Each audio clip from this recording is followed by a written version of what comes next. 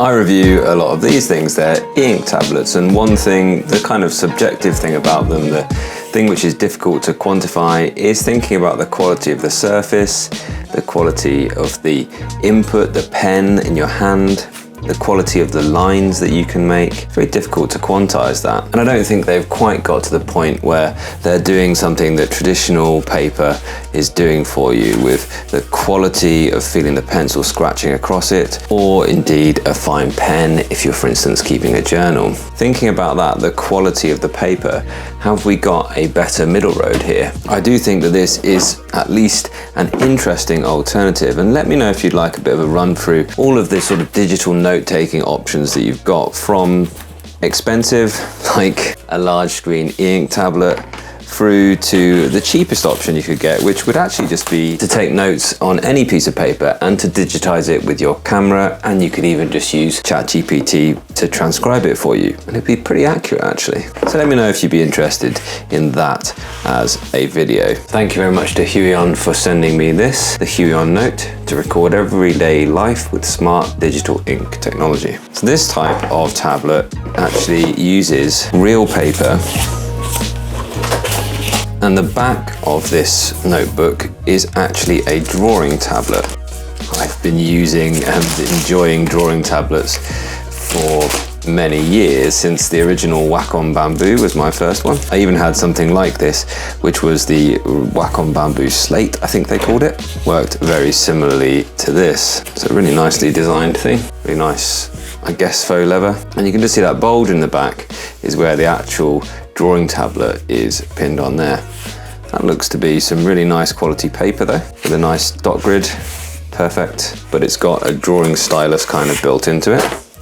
Oh, and that's very nice, isn't it? They're really trying to give you the premium stylus, premium pen feels here. Little stopper that stops it drying out. And where can that go? So it's a shame they haven't found a way to include the pen into the actual device, but it's certainly a nice little pen holder. Quick start guides, and there we are, lots of nice new ink capsules, and of course a USB cable.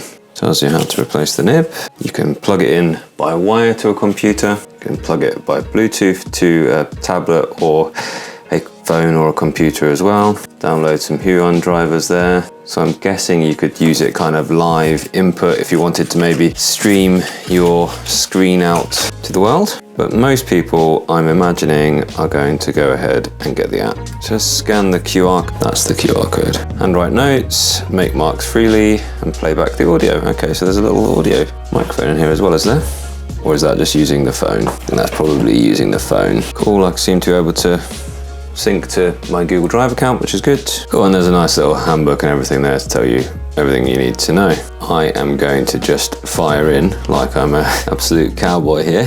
So green means offline mode, red is a power reminder, and blue is Bluetooth mode. So it saves it offline in digitized notes. And you can create and manage your notebooks, and it auto saves it. All those good things. Okay, and you can see the microphone up there. So in a notebook, you can actually do that as well. So plus, scan to connect. Connecting, there we are. So it's gone blue, it's in Bluetooth mode. And this is nice, it gives you in the actual notebook here, test page, link to the user guide, all the different modes, all the information you might need there. That's good. Okay, so what did I have an issue with before?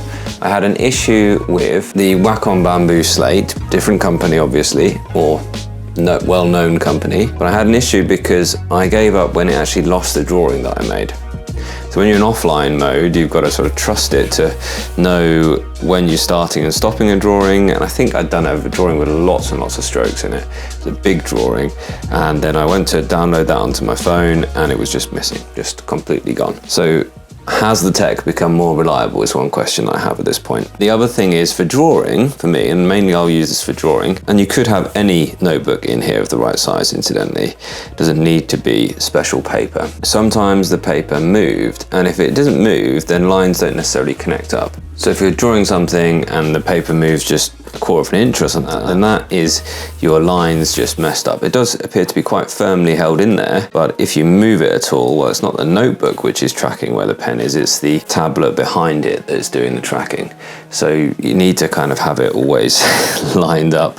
I guess I'll get used to sort of bumping that right in against the seam there, and that way I'll know exactly where that paper is. And that wouldn't be such an issue if you were making notes. Maybe one line might be slightly off angle, but it wouldn't change you being able to read those lines or not. And now we'll have a good look at it. If it's okay, if it's good, then maybe I could recommend it as a sketchbook for somebody that wanted something digital but retains the nice analog feeling, but doesn't want it to break the bank like perhaps a lot of e-ink tablets do. If it works out for me, it will be a nice place as a digital sketchbook, and then I can maybe work up those ideas on the Huion Canvas 16, for example. And that might be a lot more of a natural workflow than just starting and finishing everything on maybe, let's say, an iPad. And it might just be that actually this is a much nicer, portable, very lightweight device to digitally capture your things that are there waiting for you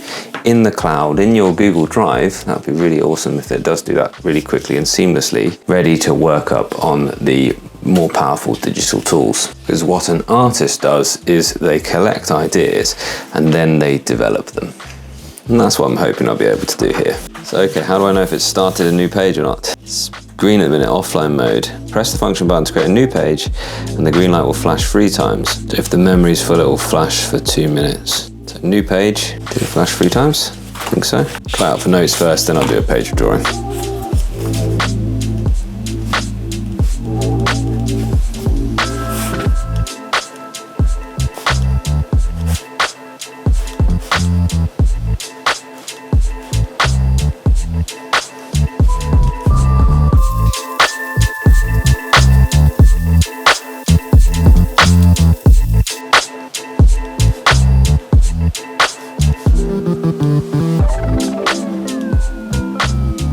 Okay, so the thing is, will it lead to flow? There's an extra step here. So now I press that, I believe, flash 3 times means it's completed that page. And now because that was in offline mode, now if I press sync, do I go download? Suppose so. It's in Bluetooth mode now. It's not done another page in the handbook, is it? No. It seems you can add pages within this, by the way. Well, come on, sync it then. 1 page of offline notes has been found. Create a new notebook. See, this is the bit, isn't it? This is what they've got to contend with. A lot of presses to get my page down, and it doesn't appear to be here. Synchronizing, that's the thing. Is that going to lead to flow? I don't know. Yeah, there it is. It looks really, really good. Looks very much the same as it does on the paper, which is nice. It does say at the bottom here, please write within the dotted area. It doesn't say that every single time. So I guess that is why this card exists, just to allow you to know exactly where that dotted area is if you were to supply your own paper. Cool, right, okay, I'm going to try drawing with it now. So how do I go back into offline mode? 1, 2, 3.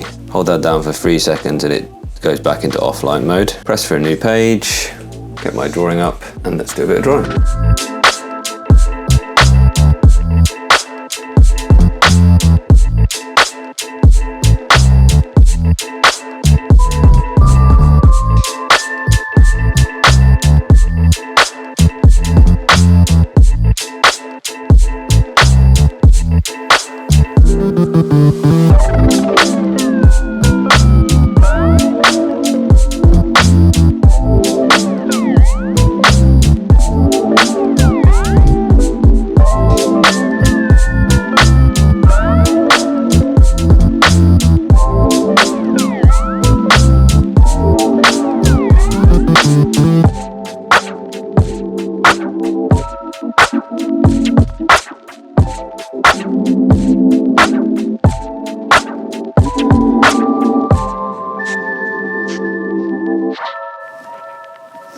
So I'm pretty happy with that. I'm going to just press that once again just to close that drawing out, I suppose. And then I'm going to go ahead and download the thing. Happens quite quickly. Is it going straight into that same notebook? And this is quite a lot more strokes. I was very aware when I was drawing that I wasn't really drawing what I could see. I was drawing what the pen, the information that the app was collecting. But actually they're not too dissimilar, are they? They're really quite similar. And actually it looks really, really good. And I'm thinking, well, what I'll do now is I'll put that into a drawing app and I'll actually go ahead and add some color on the computer with the real thing. And I think that could be a nice way to work. So actually I personally spend a lot of time visiting galleries, this thing in my pocket, would be a very nice place to be sketching. And taking this thing with me in a bag, which is very, very light to carry around, much lighter than even the lightest of the e-ink tablets I can think of. Yeah, considerably lighter than the Supernote Manta, for instance.